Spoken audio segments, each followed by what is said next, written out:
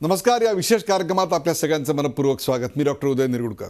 शेतकऱ्यांनी पुकारलेल्या महाराष्ट्र बंदला राज्यभरात प्रतिसाद मिळतोय अशी चित्र आता आपल्याकडे दिसतंय.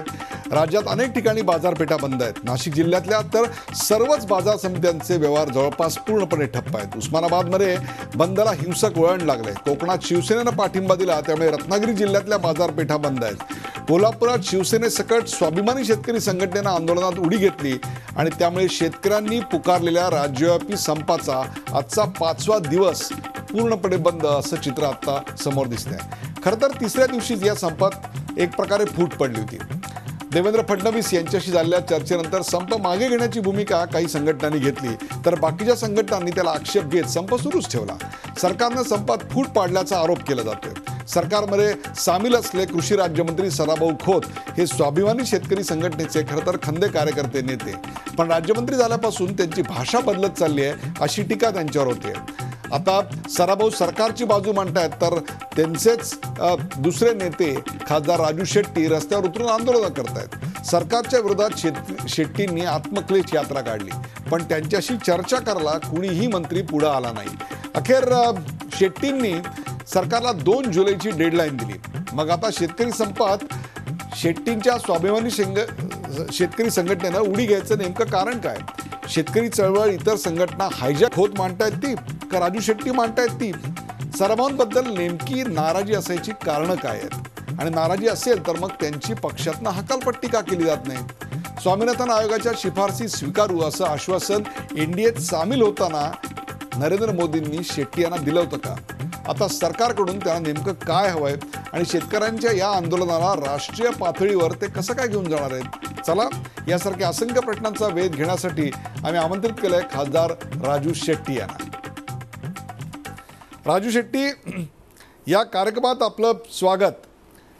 आपण आत्मक्लेश यात्रा काढली, ती घेऊन आपण भर तळपत्या उन्हात आपल्या तब्येतीची आजारपणाची पर्वा न करता आपण मुंबईला आलात, राज्यपालांना निवेदन दिलं, परंतु मंत्री परिषदेकडून कोणीही आपल्याला भेटायला देखील साधं आलं नाही. आपण 2 जुलैची डेडलाईन दिलीत, मग सध्या इतर संघटना जे आंदोलन करतायत त्यात आपण सहभागी का झालात? राजू शेट्टी.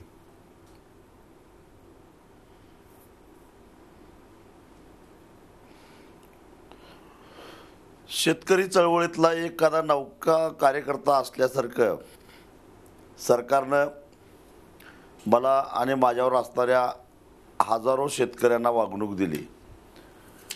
खरं तर 8 दिवस सतत ऊन डोक्यावर घेऊन चालत चालत आम्ही मुंबईमध्ये येऊन पोहोचलो होतो. अनेक लोकांनी आमचं स्वागत केलं. अगदी गृहिणींनी सुद्धा लोणावळ्यातल्या आमचं स्वागत केला, पुष्पवृष्टी करून स्वागत केलं. परंतु हे सरकार एवढं संवेदनशील आहे की या शासनाचा प्रतिनिधी म्हणून एक तहसीलदार दर्जाचा अधिकारी सुद्धा साधी आमची चौकशी करायला आला नाही की तुम्हाला पाणी पाहिजे का, तुमची तब्येत कशी आहे, तुमच्याबरोबरच्या शेतकऱ्यांची परिस्थिती कशी आहे याची चौकशी करायला. एखादा सर्वसामान्य माणूस जरी उपोषणाला बसला तरी 2 तासानं प्राथमिक आरोग्य केंद्राचा डॉक्टर त्याची BP तपासायला आरोग्याची तपासणी करायला येतो. परंतु माझ्यावर चालणाऱ्या या शेतकऱ्यांची तपासणी करावी, त्यांची चौकशी करावी असं सरकारला अजिबात वाटलं नाही. इतक्या उपेक्षेची वागणूक या आत्मक्लेश यात्रेच्या काळामध्ये आम्हाला दिली गेली. खरं तर कदाचित हेही असेल की आमच्या यात्रेचं नावच आत्मक्लेश होतं आणि आत्मक्लेश यासाठी होता की गेल्या 3 वर्षामध्ये राज्यामध्ये ज्या 9,000 पेक्षा जास्त संख्येनं शेतकऱ्यांनी आत्महत्या केलेल्या आहेत त्या शेतकऱ्यांच्या मृत्यूला, त्याचबरोबर आज महाराष्ट्रामध्ये शेतकऱ्यांची जी दुरावस्था झालेली आहे त्याला कुठंतरी काही प्रमाणामध्ये आपण जबाबदार आहोत असं मला मनातून वाटत होतं. एक मनात अपराधीपणाची भावना होती. राजू शेट्टी, जर अपराधीपणाची भावना असेल, फुलेंच्या वाड्यावर जाऊन राजू शेट्टी माफी मागून जर अपराधीपणाची भावना असेल तर त्याचं क्षालन म्हणून, त्याचं प्रायश्चित्त म्हणून सरकारचा पाठिंबा का काढून घेत नाही? NDA सरकारला पाठिंबा केंद्रात आणि राज्यात का देता? आपली खासदारकी पणाला का नाही लावत त्याकरता?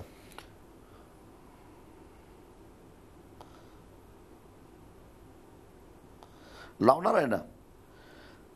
त्या त्या मला शेतकरी आणि शेतकऱ्यांच्या प्रश्नापेक्षा काही जास्त नाही, किंवा त्याला मी त्याची पर्वा करत नाही. मला माझी खासदारकीची सुद्धा पर्वा नाही. परंतु प्रत्येक गोष्टीला वेळ असते.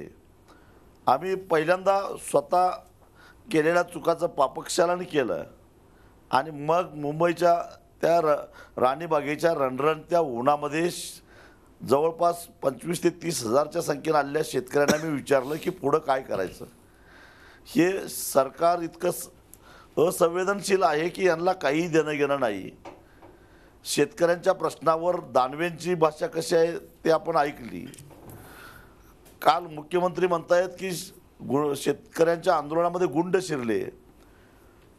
चंद्रकांत पाटील काय म्हणतात हे आपल्या सगळ्यांना माहिती आहे. पण अशा परिस्थितीमध्ये या सरकारबरोबर कसं वागायचं, या सरकारबरोबर आपली वागणूक कशी असावी, हा प्रश्न मी ज्यावेळी लोकांना विचारला, शेतकऱ्यांना, त्यावेळी एकमुखानं मला शेतकऱ्यांनी सांगितलं की या सरकारशी संबंध तोडून टाका. मी त्यांना सांगितलं की अजून 1 महिन्याची आपण त्यांना मदत देऊ.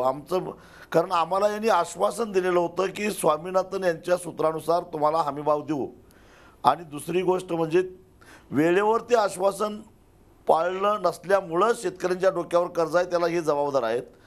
आणि म्हणून दरम्यानच्या काळामध्ये राज्याची कार्यकारिणी घेऊन सगळ्यांच्यावर चर्चा करून तुमच्या इच्छेचा आदर राखून आम्ही निश्चितच निर्णय घेऊ. इथपर्यंत आता हे प्रकरण आलेलं आहे. त्यामुळे तुम्ही म्हणताय तसं राज्यात राजू शेट्टी तुम्ही यांच्याशी संबंध तोडून बाहेर पडा असा शेतकऱ्यांचाच माझ्यावर दबाव आहे. राजू शेट्टी तुम्ही 2 जुलैपर्यंत डेडलाईन दिलेली होती. मग असं असताना यानंतर पुणतांब्याहून सुरू झालेल्या संपामध्ये आपण सहभागी व्हायचं कारण काय? आपण तर 2 जुलैपर्यंत शांतपणे बसून वाट पाहायला पाहिजे होती. परंतु त्याच्यानंतर हा संप सुरू झाला आणि त्याच्यावर आपण सहभागी झालात. या संपात सहभागी व्हायचे कारण दिसत नाही आहे. कारण 2 जुलैपर्यंत आपण शांत राहायचं ठरवलं होतं. आपण 2 जुलैपर्यंत सरकारला मुदत दिली होती आपल्या मागण्यांसाठी.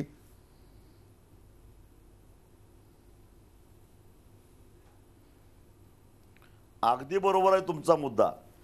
आम्ही शांतच बसलेलो होतो. फक्त शेतकऱ्यांचं आंदोलन उभा राहिलेलं आहे आणि त्याला पाठिंबा देऊन मी खरं तर शांतच बसलेलो होतो. परंतु आम्ही दिलेल्या डेडलाईनला किंमत देत नाही हे दाखवण्यासाठी मुद्दामून या लोकांनी ज्या दिवशी आम्ही राजभवनमध्ये शेतकऱ्यांच्याकडून गोळा केलेले 6.5 लाख कर्जमुक्तीचे फॉर्म द्यायला गेलेलो होतो, त्याच रात्री हे जयाजी आणि कंपनीबरोबर हे रात्री वर्षावर बैठका घेतल्या. ती बैठक फिसकटण्याचं नाटक केलं आणि 2 दिवसांनी पुन्हा घाई गडबडीनं मध्यरात्री या प्रतिनिधीला बोलवून त्यांच्या तोंडाला पानं पुसली. कारण ही सगळी नवखी माणसं आहेत. यांना यातलं काय माहिती नाही. कोण हा संदीप गिड्डे, त्याचा आणि शेतकरी चळवळीचा काय संबंध, तो कसा घुसवला गेला, हे सगळं माध्यमांनीच बाहेर आणलेलं आहे. जयाजी सूर्यवंशी हा उतावीळ माणूस आहे आणि बाकीच्या या सगळ्या नवख्या तरुणांची दिशाभूल करून त्यांच्यावर बिंबवलं गेलं आणि त्यांना तोंडाला पानं पासून काही घाईगडबडीने निर्णय घेतला आणि या सगळ्या आंदोलनाची हवा काढण्याचा प्रयत्न केला. आणि ती बातमी बाहेर आल्यानंतर संपूर्ण मधला शेतकरी प्रचंड संतापला आणि चारी बाजूनं माझ्याकडे निरोप यायला लागले की तुम्ही आता मैदानात यायला लागतं, तुम्ही आता या, हे आंदोलन आम्ही सोडणार नाही. आम्ही या लोकांच्या मागणं गेलो आणि आमची कुठेतरी फसगत झालेली आहे, तुम्हाला आता आमच्याबरोबर यावं लागतं, असं महाराष्ट्राच्या कानाकोपऱ्यातून शेतकऱ्यांचा माझ्याकडे निरोप यायला लागल्यानंतर मग मी बाहेर आलो आणि काल या आंदोलनाला पाठिंबा जाहीर करून हे आंदोलन दिशाहीन होता कामा नये, योग्य पद्धतीने गेलं पाहिजे, शांततेच्या मार्गाने गेलं पाहिजे, शेतीमालाची नासाडी होता कामा नये. कारण शेतकऱ्यांच्या मागं आज समाजातले वेगवेगळे घटक ठामपणानं बळीराजाची कैफियत बरोबर आहे, त्याला मदत केली पाहिजे, त्याच्या समस्या सुटल्या पाहिजेत या विचारानं उभा राहिलेला आहे. आणि म्हणून हे आंदोलन भरकटता कामा नये म्हणून या आंदोलनामध्ये मला भाग घ्यावा लागला. माझ्याबरोबरच्या सगळ्या सहकाऱ्यांनी भाग घेतला आणि मी तुम्हाला सांगतो, अभिमानानं सांगतो की आज आम्ही या आंदोलनामध्ये भाग घेतल्यानंतर आजचं हे आंदोलन बंद हे अतिशय शांततेच्या मार्गाने झालेलं आहे, हे लक्षात घ्या. राजू त्याला शेट्टी, कुठेही गालबोट लागून दिलं नाही. राजू शेट्टी, आणि शेतकऱ्याची राजू लढाई शेट्टी, एकट्याची नसून आपण अनेक समाजातला लोकांचा उल्लेख एवढा करताय. त्याच्यावर हे दाखवून देण्यामध्ये आम्ही यशस्वी ठरलो आहोत. बरोबर आहे. अनेक हितसंबंधी अनेक लोकांचा तुम्ही उल्लेख करताय ज्यांना आपल्याला मदत करायची असं म्हणताय, परंतु आंदोलनातल्या नेत्यांना तर कोणाचीच मदत नकोय. दस्तूरखुद्द अण्णा हजारे यांनी मध्यस्थी करण्याची तयारी दर्शवलेली होती, परंतु त्या आंदोलनातल्या नेत्यांनी ज्या प्रकारे अण्णांची अवहेलना केली, अपमान केली, त्याबद्दल आपण काय म्हणाल?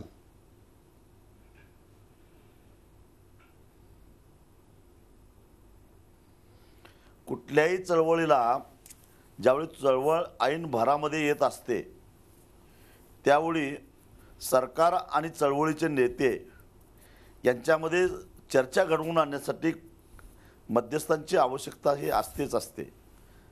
त्यामुळं कदाचित या लोकांचा कमी अनुभव असेल किंवा अनुभवाचा अभाव असेल, त्यामुळे जरी वक्तव्य केलेलं असेल तर हे चुकीचं आहे, मी त्याचं समर्थन करणार नाही.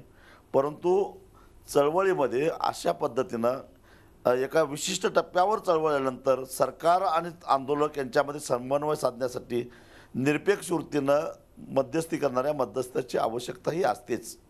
आपण तर म्हणताय की सरकारशी चर्चा केली पाहिजे, परंतु मग जयाजी सूर्यवंशी वगैरे जे मंडळी गेली होती ती सरकारशी चर्चाच तर करायला गेली होती. मग आपलं असं म्हणणं आहे का की जयाजी सूर्यवंशीच्या ऐवजी आपल्यासारख्या माणसाचीच फक्त चर्चा करायला पाहिजे होती आणि बाकी कोणाशीही चर्चा करायला नको होती? एक प्रकारे शेतकरी चळवळ इतर संघटनांकडनं हायजॅक होईल अशी भीती स्वाभिमानी शेतकरी संघटनेच्या आपल्यासारख्या एका अत्यंत मोठ्या नेत्याला वाटली, हे खरं आहे का?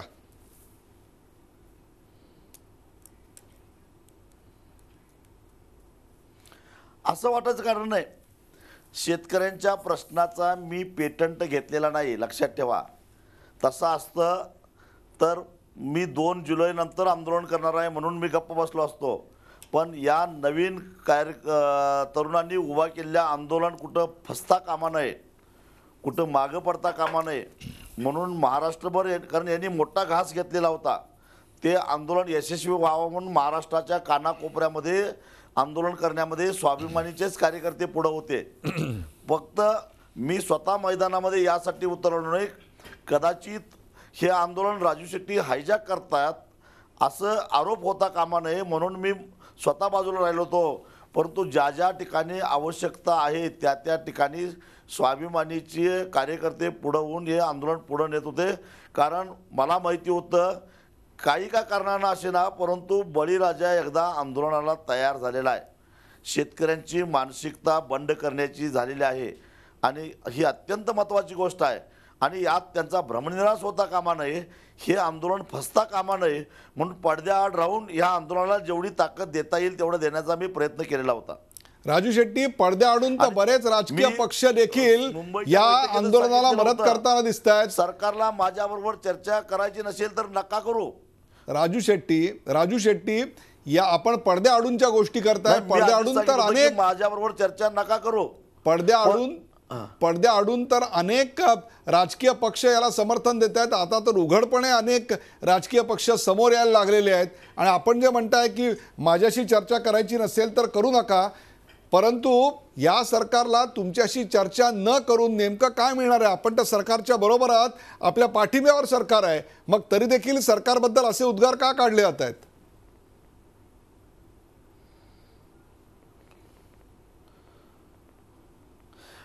नाही, मला त्यांना माहिती आहे की मी मुद्द्याशी ठाम राहतो आणि शेतकऱ्याचा 7/12 कोरा झाला पाहिजे याच्याशी ठाम राहणार. आणि हे गोलमाल जे काय उत्तर दिलं जातं आहे त्याची चिरफाड करणार हे त्यांना माहिती होतं. मलाच काय, विजय जावंदे यासारख्या किंवा अनेक अनुभवी शेतकरी नेत्यांना त्यांनी नाही बोलवलं, त्यांनी नवख्या लोकांना बोलवलं, हे लक्षात ठेवा. आणि आत्तासुद्धा ते जे दावा करतायत की अल्पभूधारक शेतकऱ्यांचं आम्ही कर्ज माफ करणार आहोत, त्या शेतकऱ्यांची संख्या सांगतात ते 31 लाख, पण त्या कर्जाची संख्या आकडा मात्र ते सांगत नाहीत. कारण यात मेक अशी आहे की पश्चिम आणि उत्तर महाराष्ट्रामध्ये अल्पभूधारक शेतकऱ्यांची संख्या जास्त आहे, परंतु ते थकीत नाहीत. कारण इथल्या शेतकऱ्यांना सतत पैशाची आवश्यकता असते, बाजारात उधार आणावं लागतं आणि थकबाकीदाराचा शिक्का एकदा जर का कपाळावर पडला तर बाजारात कोण उधार देत नाही, दारात उभा करत नाही. म्हणून हे शेतकरी 30 जूनला व्याजाची भरणा करतात आणि व्याज भरून पुन्हा कर्ज फिरवून घेतात आणि चालू कर्जात रूपांतर करतात. त्याला फिरवाफिरवी म्हणतात. असे फिरवाफिरवी करणारे शेतकरी हे पश्चिम आणि उत्तर महाराष्ट्रामध्ये आहेत.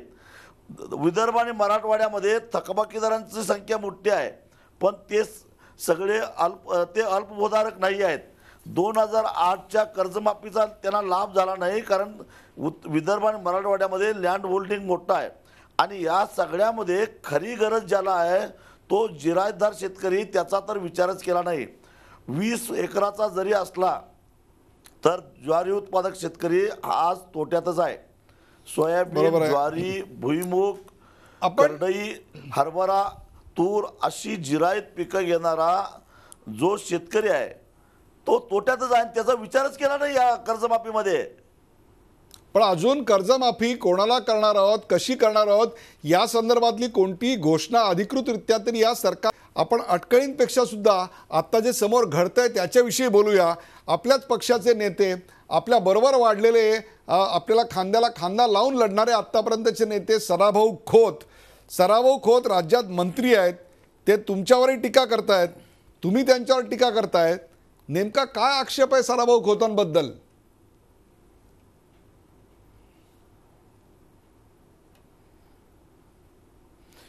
खरं तर आमच्या दोघांच्या वाद रंगवण्यातच माध्यमांना रस आहे, म्हणून मी ठरवलं होतं या विषयावर बोलायचं नाही. परंतु तुम्ही विचारताय म्हणून शेवटचं बोलतो की मुद्दा हा आहे की सरकारच्या अपेक्षेपेक्षा जास्त संख्येनं शेतकरी रस्त्यावर आले.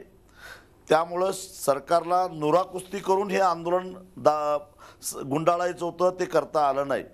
म्हणून घाई गडबडनं या तथाकथित जे काही कोर कमिटी आहे त्या कोर कमिटीला रात्रीतनं बोलवलं आहे. जे मागं राहिले ते राहिलेच, जे त्रासदायक आहेत ते येणार नाही त्याची व्यवस्था केली. अजित नवलेंच्या सारख्यांना बोलून दिलं नाही, त्यांच्या अंगावर धावून गेले काही मंडळी. आणि हे सगळं करण्यामध्ये सदाभाऊ खोत आघाडीवर होते.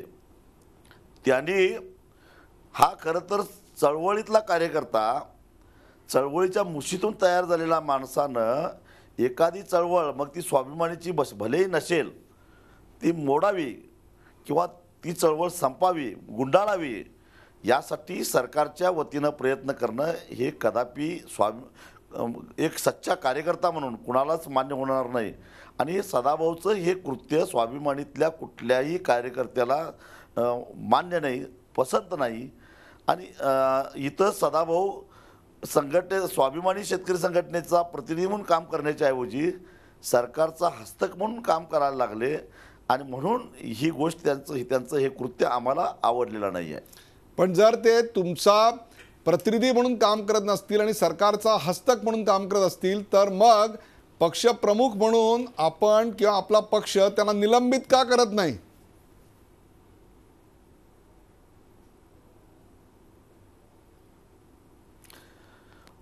आता आम्ही सांगितलेलं आहे की तुमचं हे कृत्य बरोबर नाही. आता 8 तारखेची नाशिकची बैठक झाल्यानंतर लवकरच आम्ही तातडीची एक राज्य कार्यकारिणीची बैठक घेणार आहोत आणि त्या बैठकीमध्ये त्यांच्याकडून खुलासा मागणार आहोत. आणि कारवाई होणारच, पण ती कारवाई होत असताना सुद्धा रीतसर झाली पाहिजे. कारण कुणालाही ही संघटना आहे, कार्यकर्त्यांचा समूह आहे, ही काय कुणाच्या एकाच्या इशाऱ्यावर चालणारी संघटना नाही आहे. आणि कुणी असा आरोप करायला नको की इथं सगळे हुकुमशाही चालते. त्यामुळं जे काय होईल ते रीतसर सिस्टीम प्रमाणेच होईल. स्वामीनाथन आयोगाच्या शिफारसी स्वीकारू असं आश्वासन आपल्याला नरेंद्र मोदी अथवा NDAच्या कोणा नेत्यानं आपण जेव्हा समर्थन दिलं 2014 साली तेव्हा दिलेलं होतं का की हो आम्ही स्वामीनाथन आयोग आणू?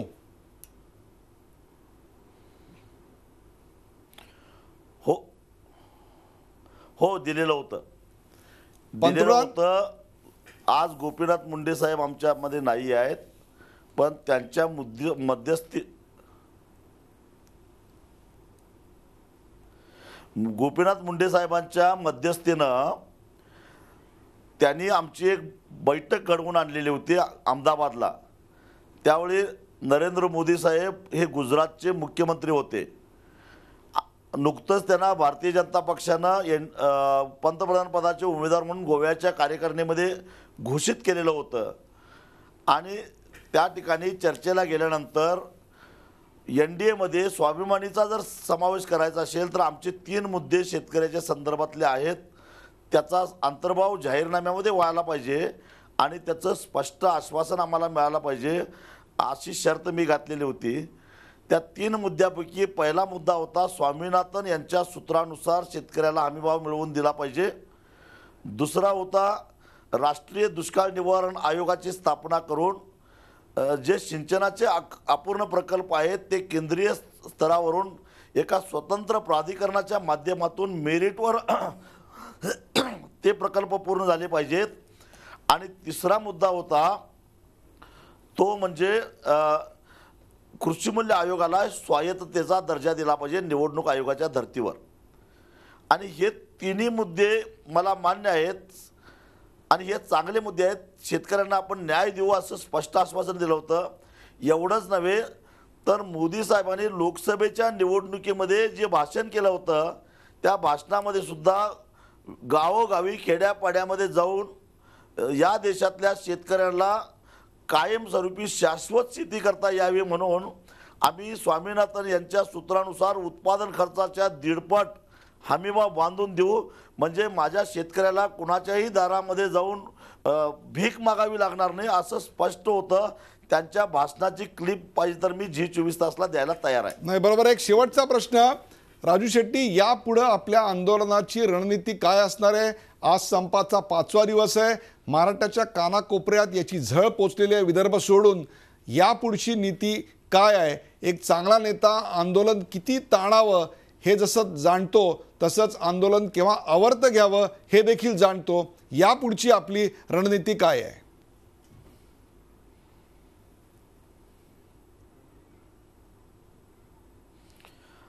अगदी बरोबर तुम्ही मुद्दा सांगितला. अजून विदर्भामध्ये विशेषतः पूर्व विदर्भामध्ये या आंदोलनाला म्हणावा तसा प्रतिसाद मिळाला नाही.